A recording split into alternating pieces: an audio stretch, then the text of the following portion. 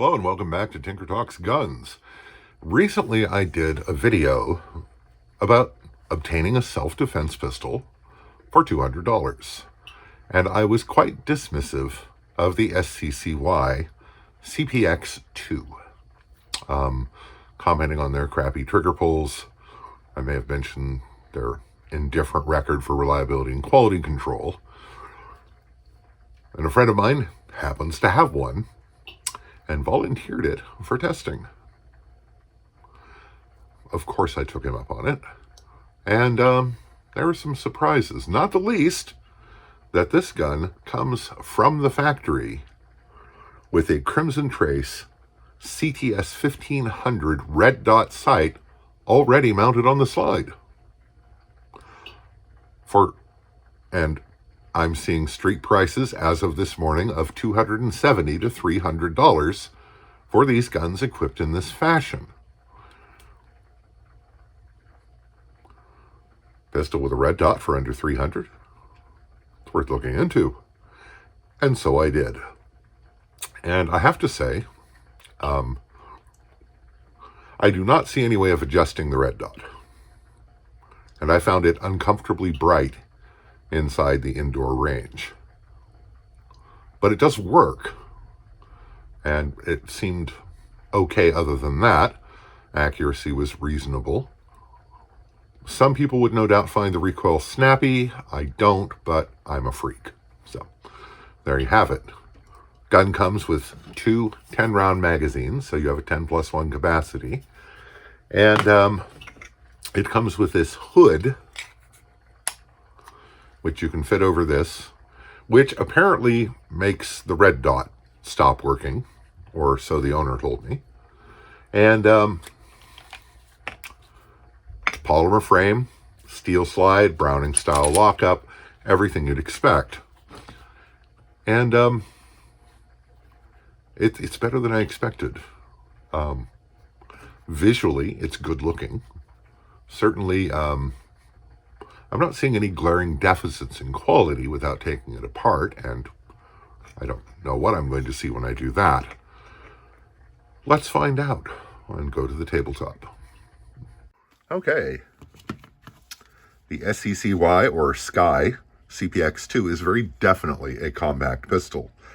It is 17.6 ounces unloaded, which is quite light.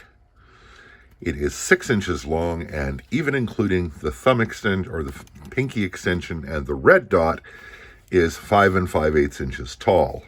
It's, of course, considerably more trim if you had a flat base magazine and no red dot.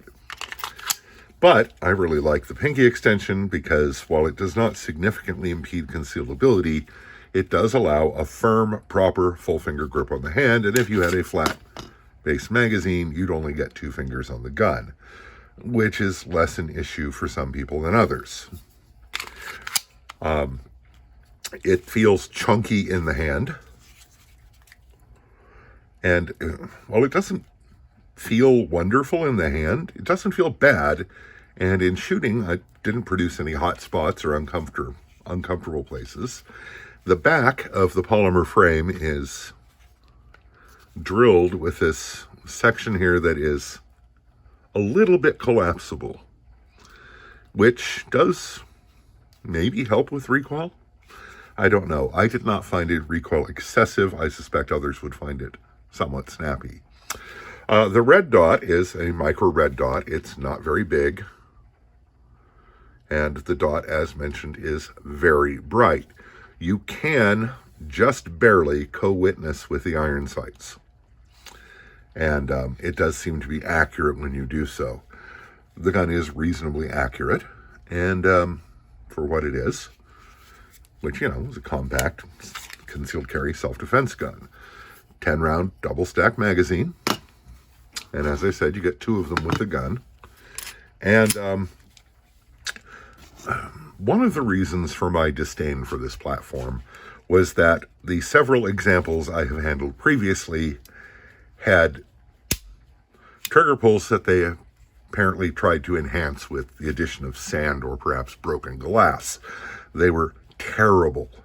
This one is not terrible. It's not heavy. It's not excessively long. It is double action only, like a revolver.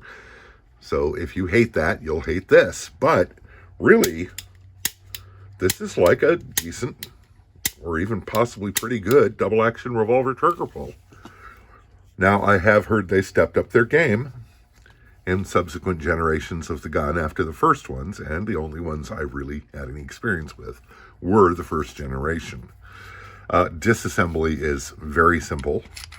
Lock the slide back, hook this with a case ram or even a fingernail, and just slide it off, and Bob's your uncle. And you have a fully captured recoil system, which is very convenient. You can see there are 2 recoil springs, one inside the other. And these are maybe not a proper flat wire recoil spring, but they do appear to be flattened wire. I wouldn't swear to it. I think it's time for a new pair of glasses. And the barrel is exactly what you'd expect. It's a short 3-inch Browning style barrel that locks up on the ejection port and has the cam style unlocking, which, you know, as I said, it's exactly what you'd expect. I have to say, I'm not really seeing anything egregious in here in the way of machining marks or anything like that. You know, this seems like a pretty decently made slide. And of course, it has the mandatory some sort of coating, probably Cerakote. The red dot mounts directly to the slide without an intervening plate, but since this is a factory mounted red dot, you'd sort of expect that. So the assembly, as you might suspect, is simply the opposite of disassembly. And it's very simple, and everything you need for simple cleaning is pretty much right there where you would want it to be. You can lose this pin, but this is not a service pistol. This is not a duty pistol, or... That's interesting. Let me make sure I've got that properly back in place. I don't have the pin through the barrel correctly. How delightful. So, you can reassemble it wrong. Good to know, I suppose. Huh. And that's, of course, you can reassemble it wrong if you're kind of an idiot, like me. And it is interesting because... There we go. I think that will do it. Okay, so it's a bit fussy. You do have to make sure everything is lined up correctly. But then it works just fine if you're paying attention and not an idiot like me. And shooting the gun is pleasant enough. It does have an open place here for the hammer to go when you fire it double action. The double action mechanism does allow a restrike capability. And while it is not the most comfortable gun in the world in my hand, it's not actively uncomfortable, and putting 50 or so rounds through it, again, I experienced no ergonomic issues as such. Apparently there is a version available with the safety. I don't know why. California, maybe. Slide locks back at the end of the magazines properly. It's very easy to release the slide without breaking your grip, and it does reliably chamber around when you do so.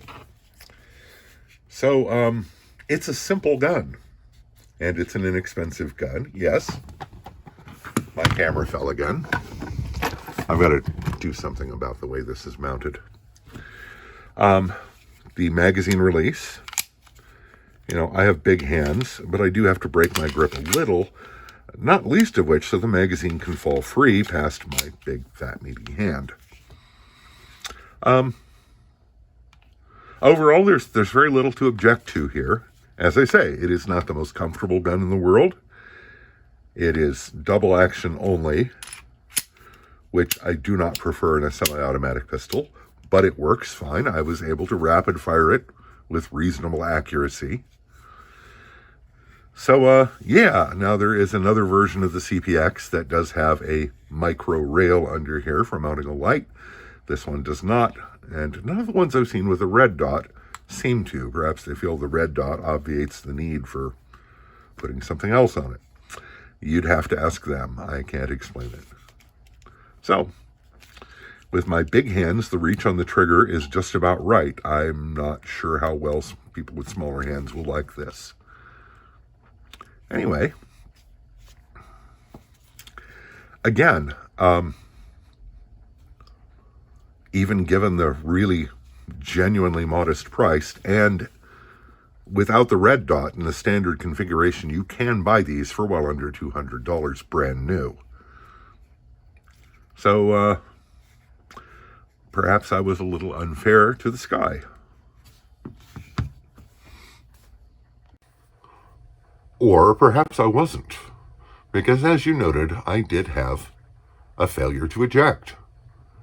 And I fired about 50 rounds through the gun, and having a failure to failure to eject in only 50 rounds, I would want considerably more test firing to make sure that was an anomaly before I would seriously trust this gun.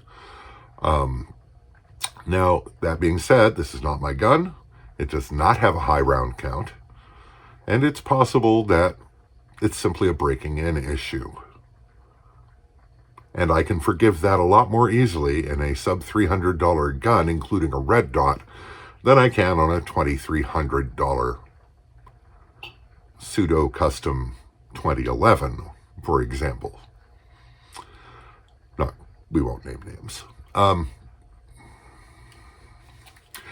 It's not as bad as I expected it to be. The trigger is worlds and way better than I expected it to be. But again, this is a second or third generation gun, and I've only ever handled the first generation guns, which I was fully justified in my opinion that the triggers of those that I handled were awful.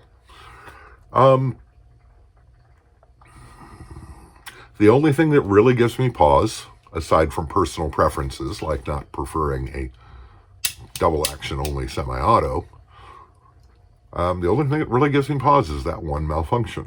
And it was just one malfunction. As I said, I'd want to do considerably more shooting before I trusted my life with this. Also, in the past, the first generation of these guns had a reputation for questionable reliability and indifferent quality control. I'm seeing no great evidence of that with this gun. So maybe I was a little too harsh. Time will tell. And I'm going to have the owner of this gun update me on how it performs over time, because I'm interested. If it's as decent as it seems, accepting that one malfunction, maybe it's all right. I don't know. Also, as with any inexpensive gun, you have to wonder about long-term durability. But let's be honest, you don't buy a gun like this with the idea of putting tens of thousands of rounds through it. You buy it with the idea of it's inexpensive and you're going to put enough rounds through it to make sure it works, and then you're going to fire it occasionally to make sure it still works and you can still hit something with it, because really that's the kind of gun it is. And like I said, without the red dot, retail brand new under $200. It's worth considering. And your mileage may vary. I have a sample size of 1. So, if you liked the video, and if you're still watching, I suspect you did, please hit like. It helps spread the word and helps YouTube realize that I'm here and people actually watch. If you wish to support me on Patreon, that's much appreciated, and there's a link in the description below. So, a qualified maybe on the SCCY CPX-2. We'll see. I hope this finds you well. Stay safe, take care, and we'll talk to you again real soon.